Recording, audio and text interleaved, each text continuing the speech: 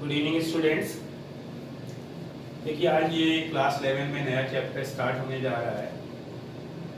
Chemistry में हम लोग दो चैप्टर्स पहले पढ़ चुके हैं। अब हम लोग चैप्टर नंबर 4 केमिकल बॉन्डिंग के बारे में पढ़ेंगे। ये पहला लेक्चर है जिसमें हम केमिकल बॉन्डिंग के बारे में आपको कुछ कॉन्सेप्ट बताएंगे।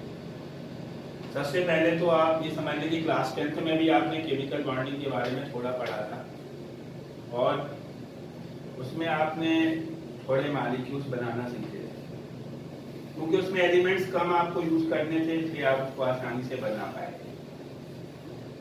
हम किस बेसिस पे केमिकल बॉन्डिंग की स्टडी करते हैं और क्या कॉन्सेप्ट्स हैं। कोई भी स्पेसीज या कोई भी सब्सटेंस या किसी चीज के बारे में स्टडी करें तो वो स्टेबल होनी चाहिए। स्टेबल का मतलब कि अपने आप खत्म नहीं हो या रिएक्शन ना करे। जैसे ये पेन है, हम इसको यहाँ पे पकड़े हुए हैं और अगर हम इसको छोड़ देंगे तो ये आपको पता है नीचे की तरफ जाएगा। ये यहाँ पे स्टेबल नहीं रह सकता अगर इसमें हम इसको हाथ से जो पकड़े छोड़ दें।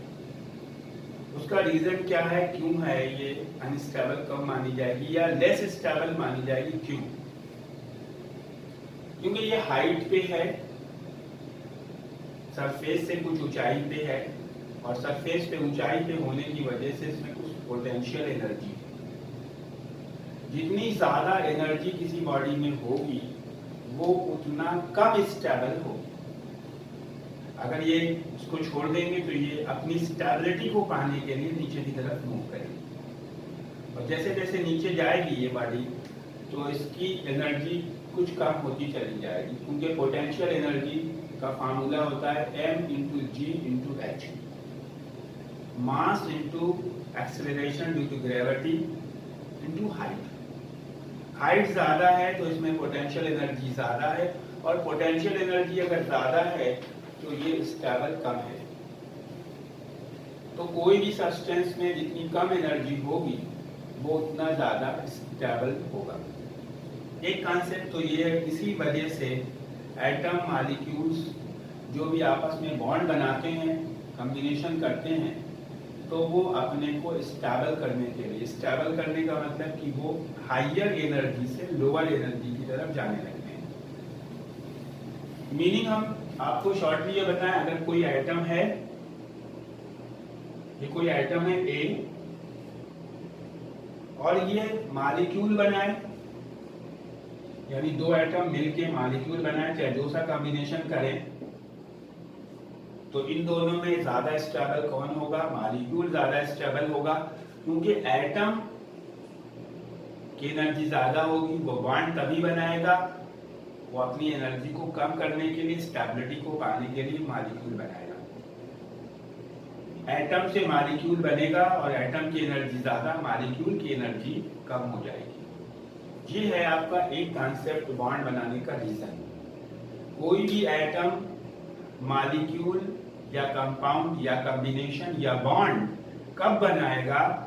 जब वो अपने को स्टेबिलिटी पे ले जाना चाहता है, यानी अपनी एनर्जी को कम करके लोअर एनर्जी पे जाना चाहता है। दूसरा रीजन क्या है इलेक्ट्रॉन का बॉन्ड बनाने का या एटम का बॉन्ड बनाने का? रीजन क्या है? हर एटम में अपने अपने इलेक्ट्रॉन हैं और उनके लास्ट शेल में इलेक्ट्रॉन्स हैं। जैसे हम कोई एक इलेक्ट्रॉनिक कॉन्फ़िगरेशन लिखें मैग्नीशियम 12 का, अगर हम मैग्नीशियम 12 का इलेक्ट्रॉनिक कॉन्फ़िगरेशन लिख रहे हैं तो हम क्या लिखते हैं? 1s2 2s2 2p6 3s2। ये 12 इलेक्ट्रॉन्स हो गए हमारे। अब हमने इनको एसपीडीएफ के फॉर्म में इलेक्ट्रॉनिक कॉन्फ़िगरेशन लिख लिया है। इसके बाद हम इसको अगर 2 8 के फॉर्म में, शेल के फॉर्म में इलेक्ट्रॉनिक कॉन्फ़िगरेशन करें तो लिखेंगे 2 8 2। ये इसकी फर्स्ट शेल है जिसे के शेल बोलेंगे, ये एल शेल है और ये एम शेल है। एम इसमें लास्ट शेल है और लास्ट शेल में इलेक्ट्रॉन है 2। लास्ट शेल में इलेक्ट्रॉन है 2, ये अनस्टेबल माना जाएगा। स्टेबल कॉन्फ़िगरेशन के अकॉर्डिंग, इलेक्ट्रॉन के अकॉर्डिंग या बैलेंस इलेक्ट्रॉन के अकॉर्डिंग स्टेबल किसको माना जाएगा? स्टेबल माना जाएगा नोबल गैस को। नोबल गैसेस जो हैं वो सारी की सारी स्टेबल मानी जाती हैं और उनके लास्ट में इलेक्ट्रॉन जो होते हैं 8 होते हैं, हीलियम को छोड़ के हीलियम में 2 होते हैं। मींस जब एक रीजन बॉन्ड बनाने का कि एनर्जी को लूज करके लोअर एनर्जी में जाएगा और स्टेबिलिटी को अचीव करेगा, दूसरा रीजन इलेक्ट्रॉन को लास्ट में एड करेगा नोबल गैस कॉन्फ़िगरेशन की अकॉर्डिंग करेगा। नोबल गैस के जो 6 नोबल गैसेस हैं सब में लास्ट में 8 इलेक्ट्रॉन है। मैं उनके इलेक्ट्रॉनिक कॉन्फ़िगरेशन लिख देता हूं। हीलियम एटॉमिक नंबर 2 और कॉन्फ़िगरेशन हुआ इसका 1s2। हीलियम को छोड़ के बाकी सारे नोबल गैसेस में लास्ट में 8 इलेक्ट्रॉन होंगे। Neon 10 electron, 1s2, 2s2, 2p6, ये नियॉन का कॉन्फ़िगरेशन है। उसके बाद आर्गन, आर्गन में 18, 1s2, 2s2, 2p6, 3s2, 3p6। इसी तरह से krypton 38, 36, 1s2, 2s2, 2p6, 3s2, 3p6, 4s2, 3d10, 4p6। देखिए अगर आपको ये नहीं आता है लिखना, जब मैं एटॉमिक स्ट्रक्चर पढ़ा रहा था तो भी मैंने ये बात बताई थी आपको कि ये बहुत इंपॉर्टेंट है और ये कॉन्फ़िगरेशन सारे ही आपको लिखने आने चाहिए एसपीडीएफ में और नॉर्मली। जितने भी कॉन्फ़िगरेशन आप लिखेंगे नोबल गैसेस के, सब में लास्ट में p6 आएगा। देख लीजिए 2s2, 2p6, इसके लास्ट में 3s2, 3p6, इसके लास्ट में 4s2 और ये 3d10, 4p6। ऐसे ही नेक्स्ट जो आएगा उसमें 5p6 और उसके बाद में जो आएगा 6p6 आएगा। मींस कि जब भी हम नोबल गैस का कॉन्फ़िगरेशन करते हैं तो उनके लास्ट में p6 आता है। तो नोबल गैस का जनरल इलेक्ट्रॉनिक कॉन्फ़िगरेशन अगर बोले हम तो वो होता है 10s2 np6। इसे हम स्टेबल कॉन्फ़िगरेशन या नोबल कॉन्फ़िगरेशन बोलते हैं। और एटम, दूसरा रीजन हम आपको बता रहे हैं कि कंबाइन क्यों होते हैं, बॉन्ड क्यों बनाते हैं, उसका दूसरा रीजन वो अपने में ये कॉन्फ़िगरेशन लाना चाहते हैं। जैसे हमने ये मैग्नीशियम का इलेक्ट्रॉनिक कॉन्फ़िगरेशन लिखा है, इसमें लिखा है 1s2, 2s2, 2p6, 3s2। Last का कॉन्फ़िगरेशन आप देख रहे हैं 3s2, इसमें p6 नहीं आ रहा।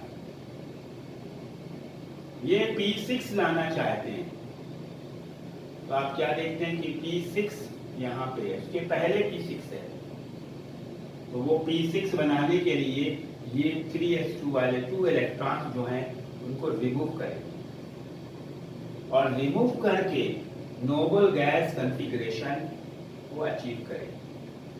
तो हमारा केमिकल बॉन्ड बनाने का 2 रीजन सामने जो आया, वो पहला रीजन कि वो एनर्जी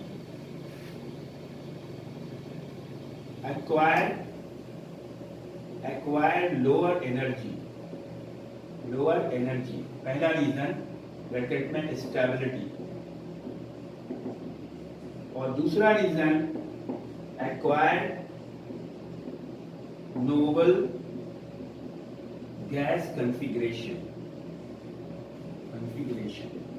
ये 2 रीजन हैं जो कि स्टूडेंट्स बॉन्ड बनाने के लिए नेसेसरी है और एटम इन्हीं दो रीजंस की वजह से कॉम्बिनेशन करते हैं। ओके, सो स्टूडेंट्स, ये तो कंफर्म हो गया कि एटम्स जो हैं वो नोबल गैस के कॉन्फ़िगरेशन के अकॉर्डिंग चलेंगे, वो नोबल गैस के कॉन्फ़िगरेशन को एक्वायर करना चाहते हैं और इसी वजह से नोबल गैस रिएक्टिव नहीं है। नोबल गैस में लास्ट में 8 इलेक्ट्रॉन्स हैं और उनकी एनर्जी भी सबसे कम मानी जाती है और इसलिए वो स्टेबल है।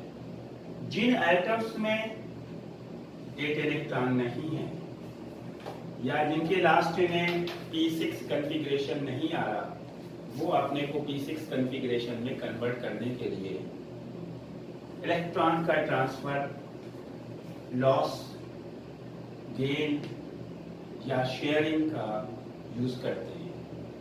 अब हम आपको बताते हैं कि ये थ्योरी जो है लॉस, गेन या शेयरिंग की सबसे पहले किसने बताई और उसके किस हिसाब से क्या कॉन्सेप्ट्स हैं।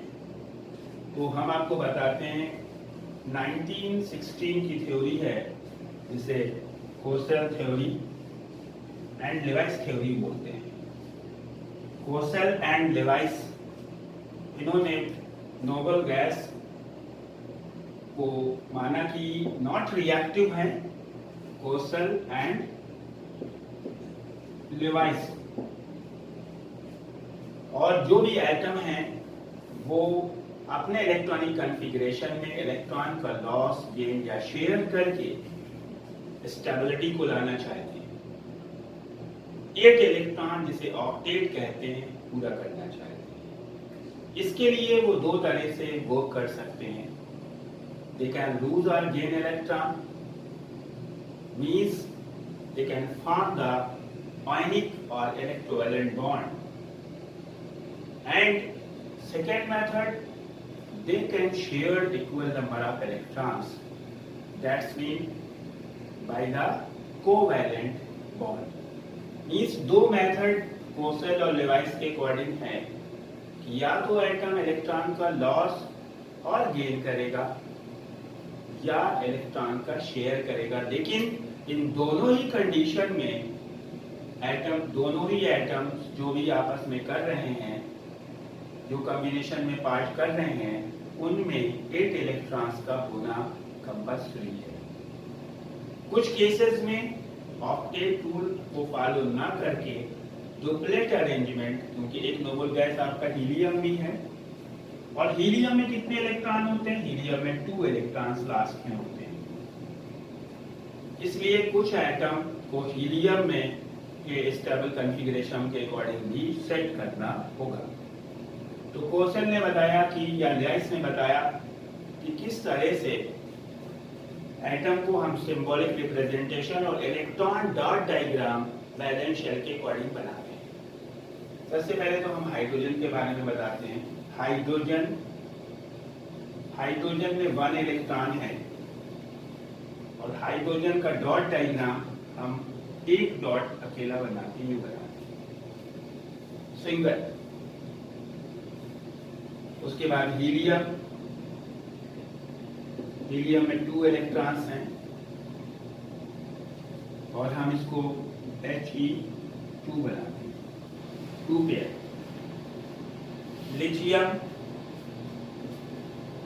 लिथियम में लास्ट में 1 इलेक्ट्रॉन है। लास्ट इलेक्ट्रॉन की बात कर रहे हैं, ये एटॉमिक नंबर नहीं है।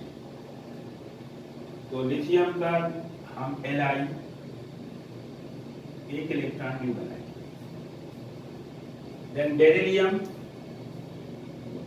बेरिलियम में लास्ट में 2 इलेक्ट्रॉन्स हैं।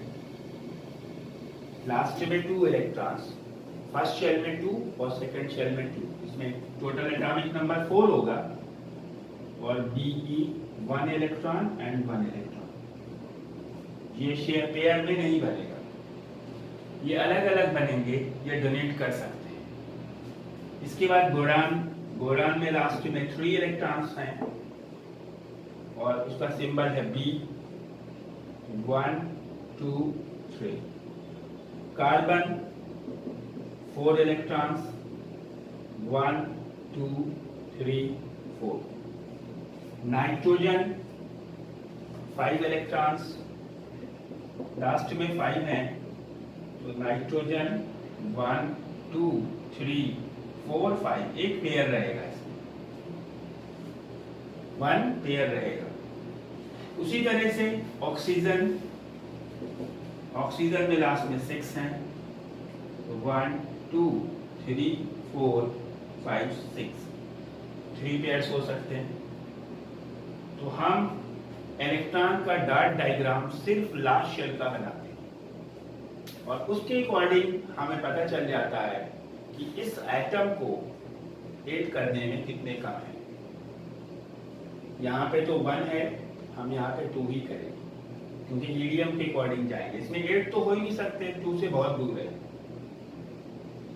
हीलियम में 2 है, हीलियम किसी से रिएक्शन नहीं करेगा, इसका कॉन्फ़िगरेशन भी कंप्लीट है और एनर्जी भी बहुत कम है।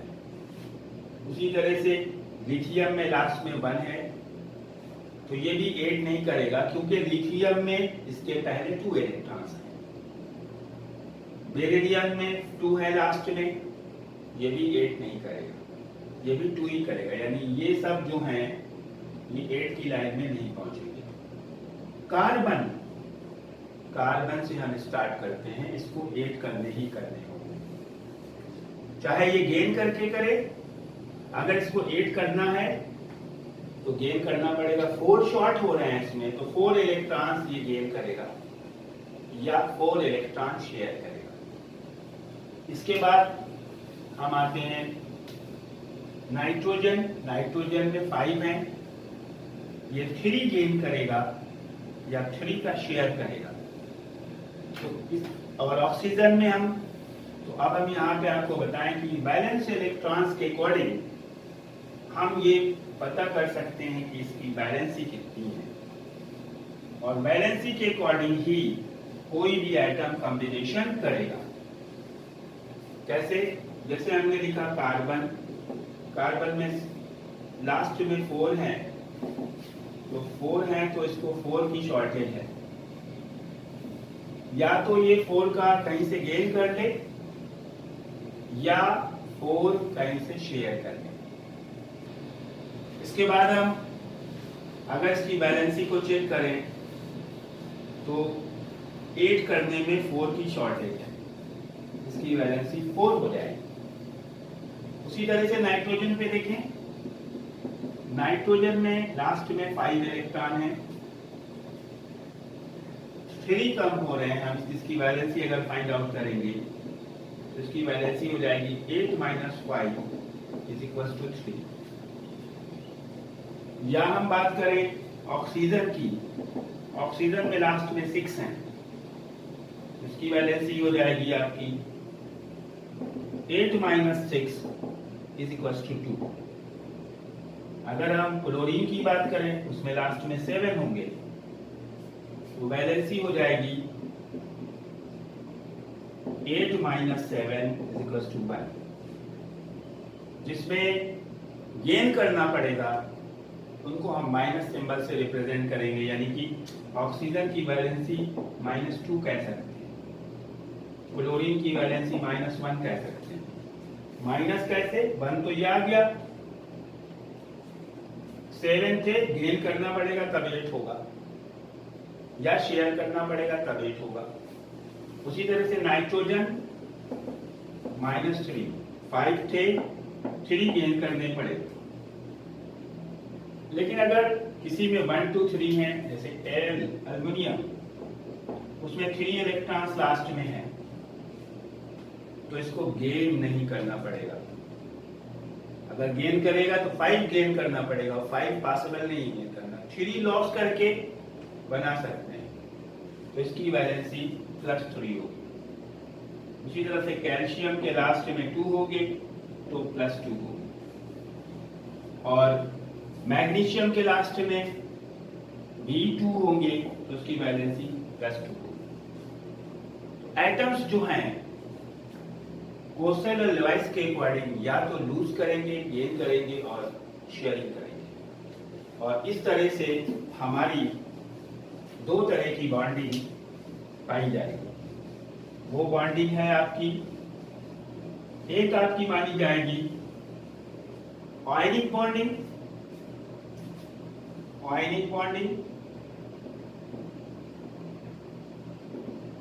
और दूसरी है आपकी कोवैलेंट बॉन्डिंग। आयनिक बॉन्डिंग को हम इलेक्ट्रोवैलेंट बॉन्डिंग भी कह सकते हैं। तो स्टूडेंट्स, आज के लिए इतना सफिशिएंट है। इस वीडियो में हमने सीखा कि एटम क्यों बॉन्ड बनाते हैं और क्या रीज़न है और कितने तरह से कोसेट और लेविस के अकॉर्डिंग बॉन्ड बना सकते हैं या वैलेंसी क्या हो सकती है। अब नेक्स्ट वीडियो में हम लोग पढ़ेंगे कि आयनिक बॉन्डिंग में किस तरह से कॉम्बिनेशन होता है और बॉन्ड बनते हैं। Okay, good bye.